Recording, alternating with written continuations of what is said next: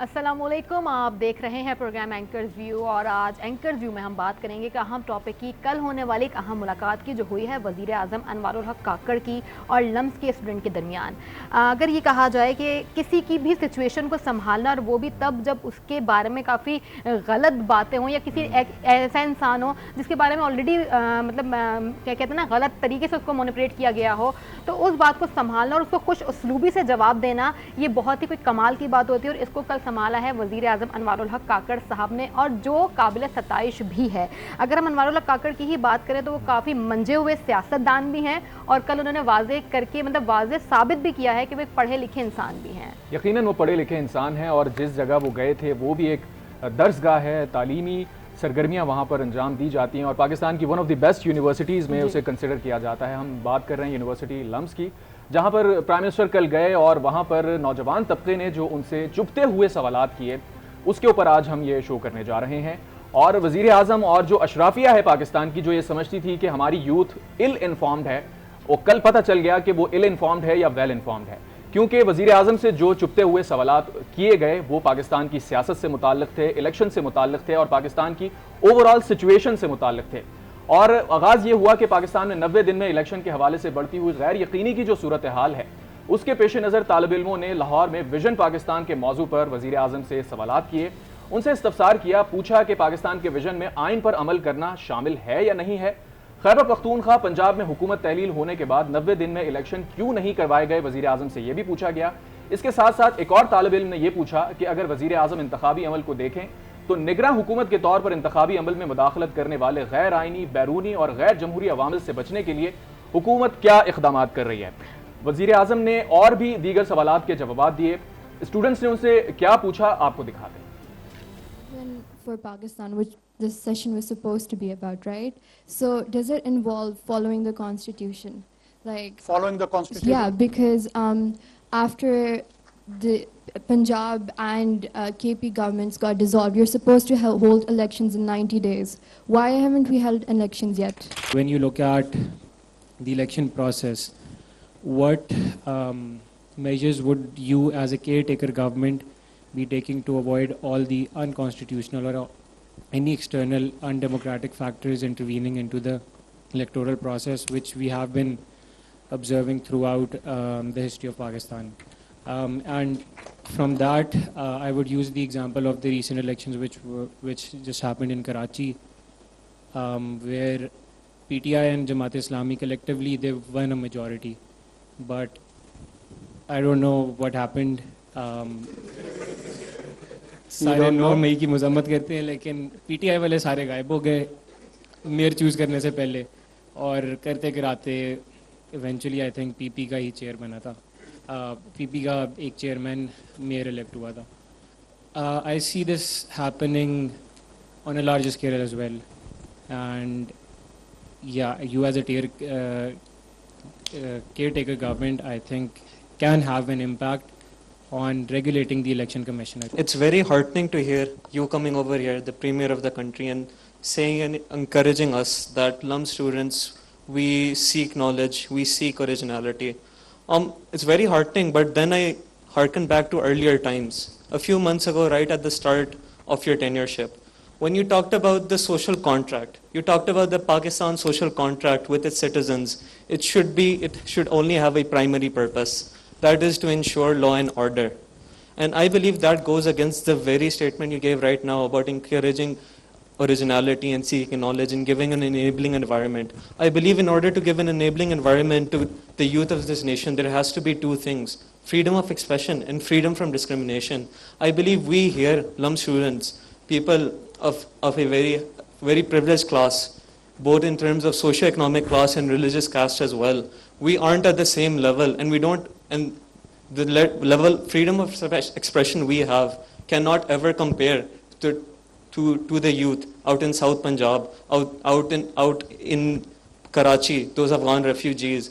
They can never compare to us. So how do you feel that a social contract that is based on law and order as a primary purpose can ever ensure those two things to make sure that the rest of our youth actually get a chance to have an enabling environment? I certainly understand that, for example, your position over here, that if a state gives rights to its citizens, then there should be some responsibilities. And I'm sure we all agree we don't want the outcome which you just described in Iraq or Iran, sorry.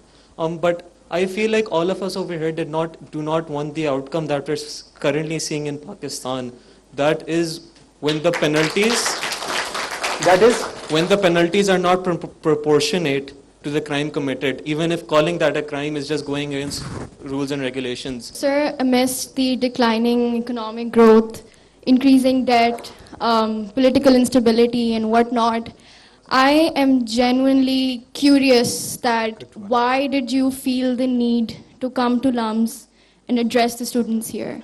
No, it's not, I'm sorry, it's not a humiliating question. No, I But don't get humiliated by I this. am genuinely curious that amidst all these situations and conditions and situations that are happening in Pakistan and are affecting the people, why did you feel like, what was the motive behind this invite, or rather you're coming to LUMS? I want to know. سر سب سے پہلے تو سر میں اپنے دکھ کا اظہار کرنا چاہوں گا کہ سر آپ ایک یونیورسٹی آئے, طلباء اپنا ٹائم نکال کے آئے, اساتذہ انتظار کر رہے ہیں, اور آپ پھر بھی سر 50 منٹ لیٹ آئے. بچے اپنی کلاس ایک دوسرے چھوڑ کے سر ادھر آپ کا انتظار کر رہے تھے. اور سر میں اس بات پہ شرمندہ ہوں کہ میرے پرائم منسٹر, بے شک کیئر ٹیکر پرائم منسٹر ہو, اسے علم کی عزت نہیں, یا پھر مجھے لگا کہ شاید علم کی عزت نہیں. میرا سوال جنرل والا کے اوپر ہے. سر پورے شہر کے چرچ کے اوپر آگ لگا دی گئی اور ہماری حکومت نے کچھ نہیں کیا. آپ سر آفس میں ہی تھے, اگر میری علم میں کمی ہو تو سر پلیز اضافہ کریں, مگر جتنا مجھے علم ہے آپ سر آفس میں تھے اور آپ کے ہوتے یہ ہوا, مگر کیا حکومت نے سر اس کے اوپر ایکشن لیا ہے؟ جی سر آپ گئے, آپ نے سر پرابلی ان کے چرچز اور کے لیے آپ نے ان کو پیسے دے دیے ہوں گے, مگر کیا یہ سلوشن ہے سر؟ کیا یہ ایک لانگ ٹرم سلوشن ہے؟ تو نوجوان نسل کے سوالات آپ نے سنے جو پرائم منسٹر سے وہ کر رہے تھے. اس گھٹن زدہ ماحول کے اندر ان کے یہ سوالات تازہ ہوا کا جھونکا ثابت ہو رہے ہیں. سوشل میڈیا پر ان کو بہت زیادہ پذیرائی مل رہی ہے اور پاکستان کی تقریباً تمام یوتھ جو ہے اسے کنیکٹ کر پا رہی ہے, کیونکہ یہ وہی سوالات ہیں جو پورے پاکستان میں اس وقت پوچھے جا رہے ہیں اور سوچے جا رہے ہیں. انہی سوالات کو لے کر اور اس پوری ایکسرسائز کو لے کر ہم چلتے ہیں. بیورو چیف اسلام آباد طارق چودھری اور بیورو چیف لاہور سلیم شیخ ہمارے ساتھ موجود ہیں پروگرام میں. طارق صاحب, سب سے پہلے آپ سے پوچھنا چاہیں گے, کل جو پوری ایکسرسائز ہوئی ہے اس کو آپ کس طرح سے دیکھ رہے ہیں ان جرنل, اور پرائم منسٹر کا جو رسپانس تھا اتنے چپتے ہوئے سوالات کے باوجود وہ کیسا تھا؟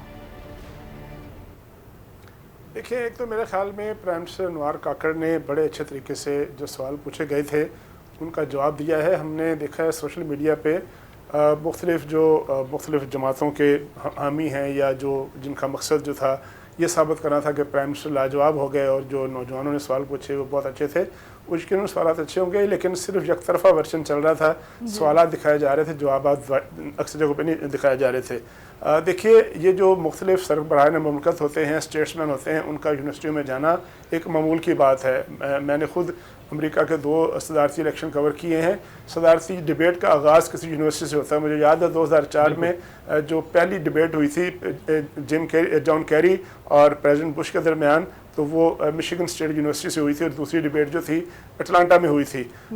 ہمیشہ جو ڈبیٹس ہوتی ہیں اور جو بڑے بڑے سیاستدان ہوتے ہیں یونیورسٹی میں جاتے ہیں, جا کے انٹریکٹ کرتے ہیں. ایران کے جو فارمر پریزیڈنٹ تھے احمدی نژاد, وہ باقاعدہ صدر تھے, لیکن صدر ہوتے ہوئے بھی تہران یونیورسٹی میں جا کے لیکچر دیتے تھے. تو یہ بڑی اچھی بات ہے, بڑی ہیلدی بات ہے. اب دیکھنا یہ ہے کہ وہ تقریریں جو تھیں یا جو سوالات تھے ان کا معیار کیا تھا.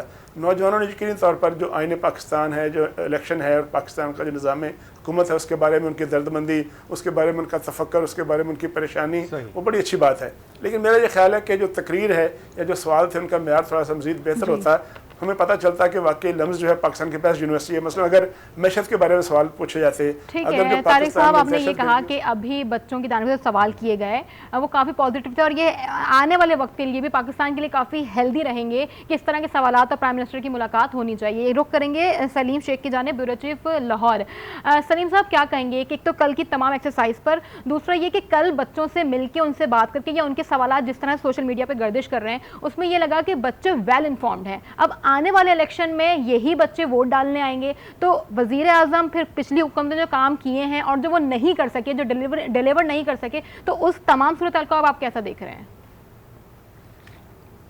دیکھیے, یہ بڑی اچھی بات ہے کہ اب جو لوگ ہیں, سوشل میڈیا کا زمانہ ہے, ہر کوئی جو ہے وہ پڑھا لکھا ہے اس کو سمجھ ہے کہ کہاں کیا ہو رہا ہے کیا نہیں ہو رہا. اور جو وزیر اعظم ہیں وہاں گئے ہیں اور انہوں نے خدہ پیشانی سے تمام سوالات سنے اور تمام کے جوابات جو ہیں وہ بڑے اچھے طریقے سے بھی دیے ہیں. اور کچھ لوگوں کے جو سوالات تھے وہ بڑے اچھے ویل انفارم تھے. اور یہ جو اس وقت ایک حقیقت ہے اس کی ضرورت بھی تھی. اور کچھ یہ سوالات تھے جن کے حوالے سے جو ہے وہ یہ کہا گیا جس طرح کے پی اور پنجاب کے حوالے سے کہ وہاں پر انتخابات کیوں نہیں کروائے گئے. تو ان کا یہ کہنا تھا کہ دیکھیں یہ جو انتخابات ہیں وہ میرے آنے سے پہلے جو ہے وہ اس کا فیصلہ ہو چکا تھا اور یہ ان کا کام تھا کہ میرے آنے سے پہلے جو ہے اگر وقت گزر گیا تو وہ ہونا چاہیے. اور ایک ساتھ یہ بھی سوال کیا گیا ہے کہ الیکشن کمیشن کو جو ہے وہ آپ کس طرح ریگولیٹ کر سکتے ہیں. الیکشن کمیشن کو وزیر اعظم ریگولیٹ نہیں کر سکتا. الیکشن کمیشن جو ہے وہ ایک خود مختار ادارہ ہے, اس کو ریگولیٹ کرنا ہے تو پھر پارلیمنٹ نے کل بچوں نے یہ بھی واضح کیا کہ وہ انفارمڈ ہیں, ویل انفارمڈ ہیں.